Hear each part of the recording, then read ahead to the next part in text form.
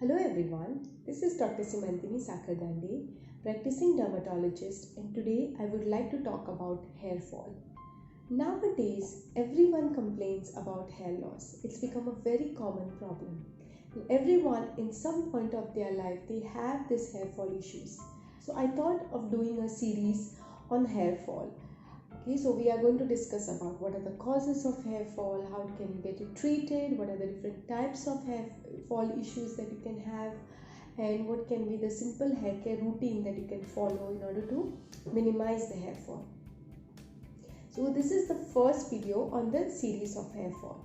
And in this video, I'm going to talk about the first very important and very common cause of hair fall, which is telogen effluent. So before going in with the causes of hair fall, let's briefly understand how the hair cycle works. Okay, so the first stage is the anagen phase. Now the hair comes out from the follicle. Now the hair follicle is situated very deep down in the skin, and it is surrounded by lots of glands. There are blood vessels which are nourishing these hair follicles. So the hair that initially comes out, the first stage is called as the anagen phase. The anagen phase is a growing phase. It lasts anywhere between 2 years to 6 years, and this phase determines the length of your hair.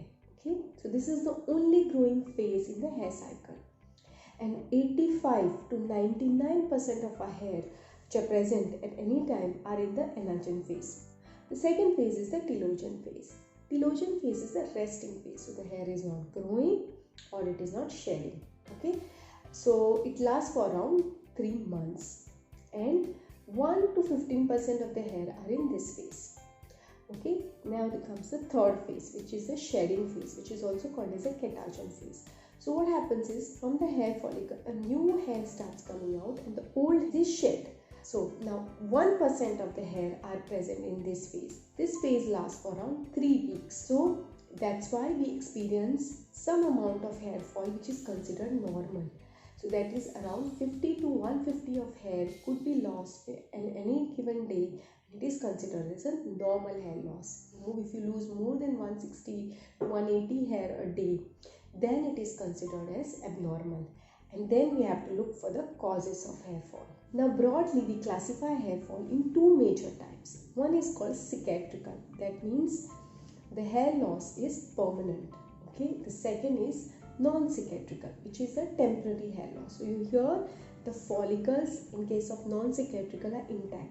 So you will be getting a new hair after the old hair falls. Okay, whereas in cicatricial alopecia, the hair follicles are completely scarred, they are damaged, so you will not get a new hair. So cicatricial alopecia occurs in certain conditions, which I am not going to go in detail because they are the very rare causes of hair fall. Let's look into more common causes of hair fall, okay, which are non-cicatricial alopecia. The very common cause that you see in routine practice are telogen effluent. Telogen effluent is excessive shedding of hair. So there is a sudden onset that you will notice that you are losing a lot of hair over a period of 1 to 3 months or even more longer than that. And it is more than the normal hair loss. It is more than 160, 180 hair a day that you are losing every day. That is called as a telogen effluent. Now this pattern, there is a diffuse hair loss. So it's not patchy. There is a diffuse thinning of hair. Okay. Now it is of two types. Acute telogen effluent and chronic telogen effluent. Acute means within a period of 3 months, whereas chronic means more than 6 months. So you are experiencing hair fall for more than 6 months. It's called chronic. Now let's look at the triggering factors that cause this telogen effluent. The first and very common is the fever or any medical illness. For example, if you had malaria, typhoid, dengue, or even simple viral exanthem, then you could be losing hair after 1 or 2-3 months following this kind of illness. The second is any surgery. If you underwent any surgery which required general anesthesia, admission, then also you can lose hair after a period of few weeks to months. Third and very common which is seen is during postpartum, that is after delivery. Because what happens is during pregnancy, because of hormones, you tend to grow longer hair, thicker hair, and you don't lose much hair, so you retain that hair. And after delivery, when there are sudden hormonal changes, all that hair is lost. Okay, the fourth is if you have any underlying deficiencies. For example, very common is iron deficiency, which causes low hemoglobin, or any vitamin deficiencies, or even micronutrients such as zinc deficiency could also give you hair loss. Then are the drugs. Now, certain drugs like antidepressants, retinoids, oral contraceptive pills, for example, if you are taking progesterone containing pills, can also cause hair fall. Okay, so these are all the triggering factors which trigger and can result in acute delusion effluent. Now also there is something called as a chronic delusion effluent, when the factors are present for a longer time. Okay, so you experience hair fall for more than 6 months. Also those who are dieting, who are doing crash dieting or fasting, or certain diets which make you deficient in nutrients, then also you could be losing hair. Then certain hormonal conditions like thyroid disorders, either if you have high thyroid levels or low thyroid, that is hypo or hyperthyroidism, also can cause hair loss. Then also nutritional deficiency, as I mentioned before. So if your diet is lacking certain nutrients, then also you can get chronic delusion effluent. But this is a reversible condition. So once that insult is over, once you correct all your deficiencies, your hormonal disorders, then your hair fall is going to stop. So one of the important cause which I really would like to mention is the stress. So we also notice a lot of patients experiencing hair fall due to stress. So that's why there are certain times like during exams or any other stressful condition, people tend to lose a lot of hair.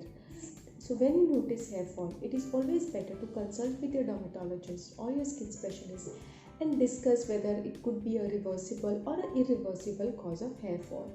Also, it may be necessary for the doctor to take a detailed history and rule out your triggering factors that could have been causing your hair fall, or review medications. If you're taking certain medications which could be the cause of hair fall, then those also needs to be reviewed.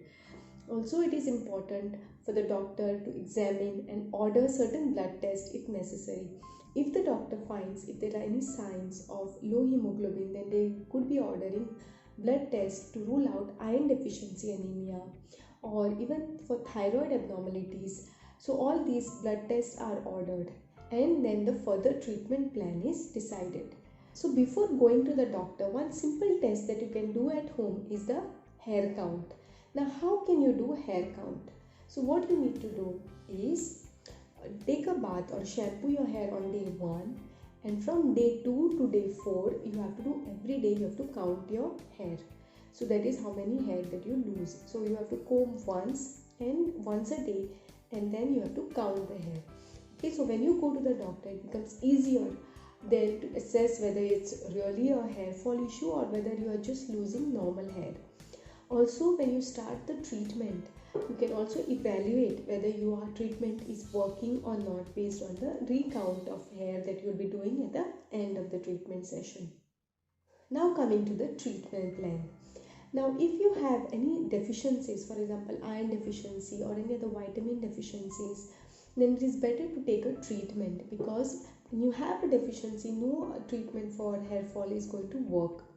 So you have to take iron supplements or vitamin supplements for at least a period of 3 to 6 months. It is also important to have a good hair care routine along with your treatment plan.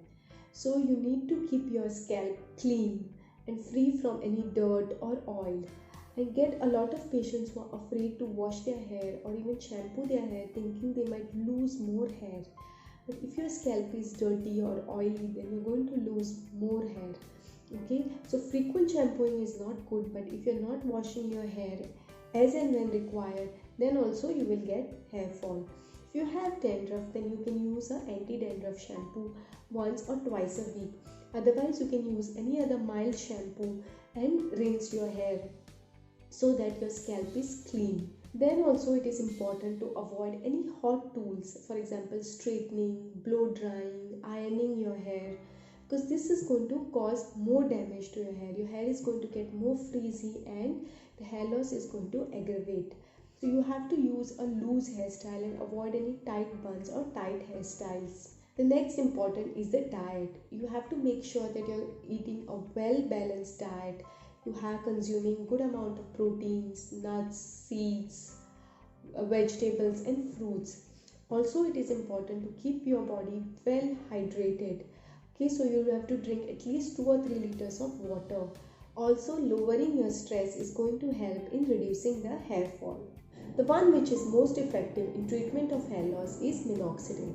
Now, minoxidil is available as 2% to 5% lotion. So what you need to do is you need to take 1 ml of the lotion and apply it on the scalp, avoiding the dripping of the lotion on your forehead or in the sides. So this hair growth that you get after using minoxidil, if at all on the forehead or on the sideburns, is reversible. That means it will subside once the treatment is stopped. Okay. Also, some patients experience some amount of irritation or flaking of the scalp or itching after using minoxidil. That is because of the vehicle, that is the propylene glycol. Okay. It takes 4 to 6 weeks for the minoxidil to show effect. The second are the hair serums. Now, there are not a lot of scientific studies which have proven efficacy of the hair serums, but there are fewer studies which are showing some promising results. Now, hair serums usually contain certain hair growth peptides like melatonin, procapil, cocaine. These ingredients have shown some promising results in few patients that they were tried. So, in case of delusion effluent, the hair fall is reversible, and once we address and correct the triggering factors, you are going to regain your natural hair. So, I hope you found this video useful. If you liked it, then please share it with your friends.